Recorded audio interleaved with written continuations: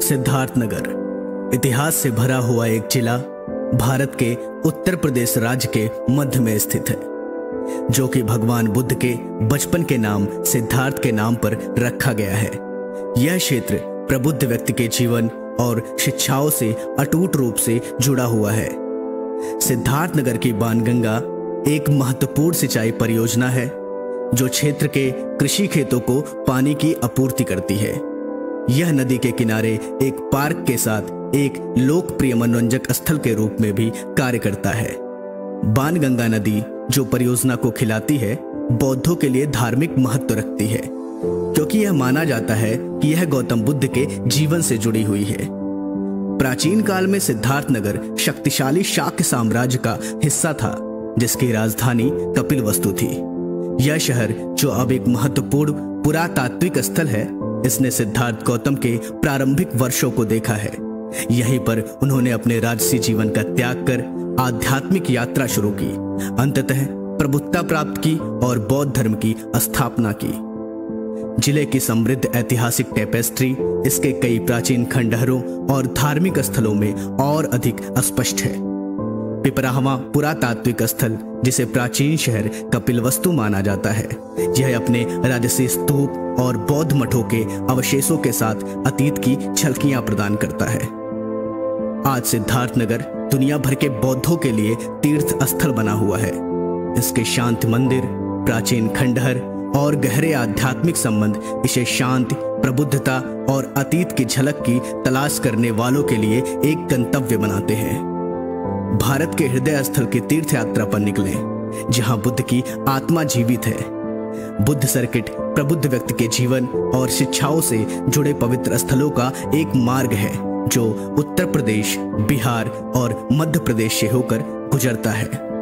Buddha circuit तीर्थस्थलों का भ्रमण करने के लिए अगर किसी यात्रीगण को लखनऊ से आना है, तो उनके लिए ट्रेन प्रोग्राम बहुत ही अच्छी सुविधा है।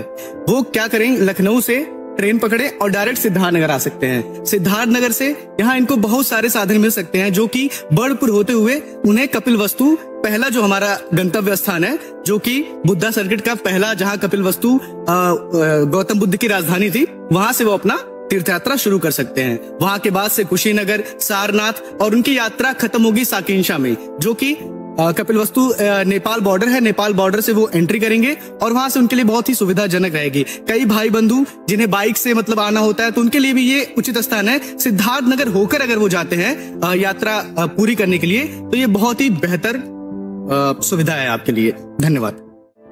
अपनी यात्रा की शुरुआत कपिलवस्तु से करें, जो सिद्धार्थ गौतम का जन्म स्थान है, जहां उन्होंने अपने प्रारंभिक जीवन को एक राजकुमार के रूप में बिताया था।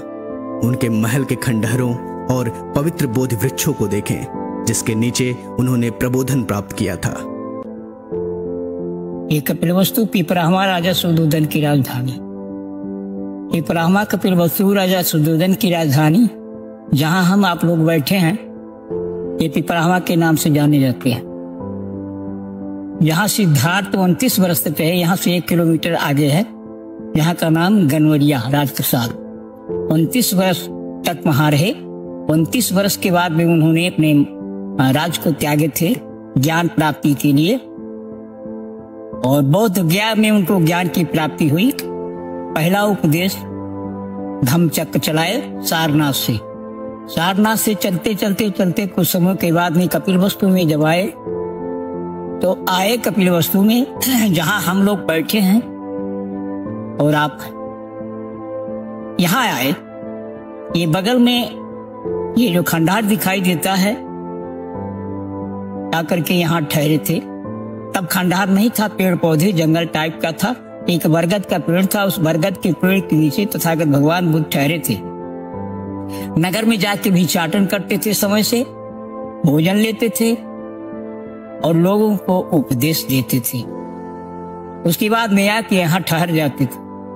राजा सुद्धोधन को पता चला कि सिद्धार्थ आए हुए हैं,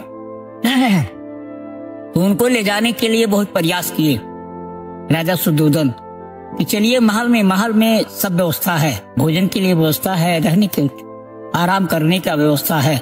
लेकिन भगवान नहीं गए।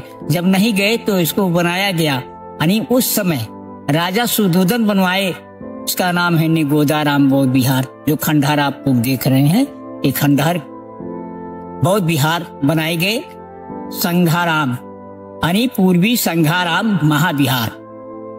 उस बोर्ड में दिया है पूर्वी संघाराम महाविहार, जहाँ भगवान बुद्ध रहते थे।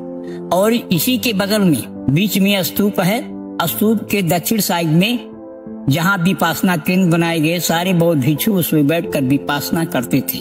यह स्तूप के उत्तर साइड में सभागार है, जहाँ भगवान बैठकर उपदेश देते थे।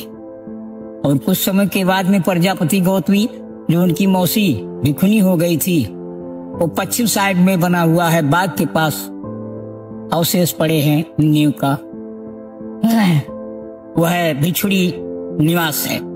तो ये चारों तरफ, चारों दिशाओं का नाम जो दिया गया है, पूर्वी संघाराम, पश्चिमी संघाराम, उत्तरी संघाराम, दक्षिणी संघाराम, ये संघाराम के नाम से जाने जाते हैं। और भिक्षु और भगवान बुद्ध के लिए ये सुविधा बनाए गए थे। कुछ समय के बाद में भगवान बुद्ध का जब महापरिनिर्वाण हो गया तो उनको उसी नारे पे जलाए गए। जलाने के बाद में उनकी अस्थि को 8 भागों में बांटा गया, जिसमें से एक भाग कपिलवस्तु में लाया गया। इनके चचेरे भाई महानाम, जो महान नाम के का नाम है, ये कपिलवस्तु राज्य का भार संभाला गया था, इसलिए उन्होंने अपने दावा को पेश किए थे कुशीनगर में, और एक भाग कि हमको मिल जाए, तो एक भाग उनको मिला, ला करके यहाँ स्थापना किया गया। ये भगवान बुद्ध का अस्थि कलश का स्तूप है। लोग देश विदेश के लिए यहाँ पूजनीय और स्थल है, पूजा अर्चना करते हैं, उसके बाद में तब यहाँ से जाते हैं। ये जगह कपिलवस्तु पिपरावा राजा सुदोधन की राजधानी, प्रॉपर एरिया, जहाँ तथागत भगवान बुद्ध आया करते थे। नेपाल के दक्षिणी भाग में स्थित तराई मैदानों की शांत सुंदरता के बीच लुम्बिनी स्थित है, जो लाखों लोगों द्वारा पूजनीय एक पवित्र तीर्थ स्थल है। यह पवित्र भूमि शांति से स्नान करती हुई बुद्ध के रूप में जाने जाने वाले सिद्धार्थ गौतम की जन्मस्थली है। लुम्बिनी एक यूनेस्को विश्व धरोहर स्थल है, जो बुद्ध के जीवन की एक झलक प्रदान करता है, उनके जन्म से लेकर उनके ज्ञानोदय तक। आगंतुक प्राचीन खंडहरों, शांत उद्यानों और पवित्र माया देवी मंदिर का पता लगा सकते हैं, जहां माना जाता है कि बुद्ध का जन्म हुआ था। जैसे ही आप लुम्बिनी के शांतपूर्ण वातावरण में घूमते हैं, आपको आध्यात्मिक संबंध और गहन शांति का अनुभव होगा। यह एक ऐसा स्थान है जहां समय स्थिर प्रतीत होता है, आपको जीवन के गहन अर्थ पर विचार करने के लिए आमंत्रित करता है। काला नमक चावल सिद्धार्थनगर का गौरव जिले की समृद्ध कृषि विरासत का प्रमाण है। यह अनूठी चावल किस्म अपने विशिष्ट काले भूसे और सुगंधित दानों के साथ प्रतिष्ठित भौगोलिक संकेत GI टैग और एक जिला एक उत्पाद ODOP पदनाम अर्जित कर चुकी है। काला नमक चावल ग्लाइसेमिक इंडेक्स 49% से 52% है, जो कि सामान्य चावल 85% की तुलना में लगभग आधा है, जिस कारण यह शुगर फ्री चावल की श्रेणी में आता है, जिससे मधुमेह रोगी भी इसका सेवन कर सकते हैं। काला नमक धान हमारे सिद्धार्थनगर जिले का एक गौरव का विषय है। इसे सेवन करने से शुगर जो है दिक्कतें नहीं होती हैं, और हम किसान हैं, अपने खेतों में काला नमक धान और सुचारू रूप से हम लोग लगाते हैं, उगाते हैं। और मैं हर किसान से अनुरोध करूंगा कि काला नमक धान जो है लगावें और अपने सिद्धार्थनगर का नाम रोशन हो। हर प्रांत, हर देश विदेशों में हमारा काला नमक धान जो है प्रयोग करें। एंटीऑक्सीडेंट, फाइबर और आवश्यक खनिजों से भरपूर काला नमक चावल पाचन स्वास्थ्य को बढ़ावा देता है, वजन प्रबंधन में सहायता करता है। इसकी विशिष्ट सुगंध और पौष्टिक स्वाद पाक अनुभवों को बढ़ाता है। काला नमक चावल सतत कृषि में योगदान देता है और स्थानीय जैव विविधता को संरक्षित करता है।